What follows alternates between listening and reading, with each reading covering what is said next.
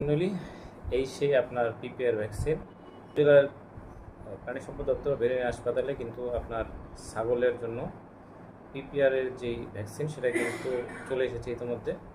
আপনারা যারা পিপিআরের ভ্যাকসিন এখনও ছাগলের করাননি তারা অবশ্যই পিপিআরের ভ্যাকসিন করাবেন। এখানে আমার কাছে যেটা হচ্ছে ডাইলুয়েন্ট 100 ml ভায়াল, এবং এটা কিন্তু মিশ্রণ করার পরে আপনার ছাগলের চামড়ার নিচে 1 কেজি করে দিতে হয়।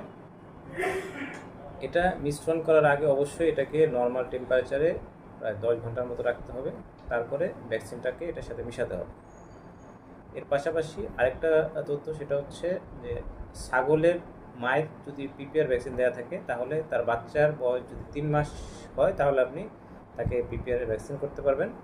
আর যদি মায়ের ভ্যাকসিন দেওয়া না থাকে তাহলে কিন্তু আপনি বাচ্চার বয়স যখন 2 মাস হবে তখনই কিন্তু ভ্যাকসিন দিতে পারবেন, এবং সেক্ষেত্রে অবশ্যই 6 মাস পরে একটা বুস্টার দিতে হবে। এবং এই সব নির্দেশনাবলী কিন্তু আপনার একদম আমাদের যে এলআরআই আছে মহাখালীতে যে প্রতিষ্ঠান যারা ভ্যাকসিন উৎপাদন করে, সেই উৎপাদনের যারা করে তাদের তথ্য অনুসারে কিন্তু আপনাদেরকে আমি প্রদান করলাম।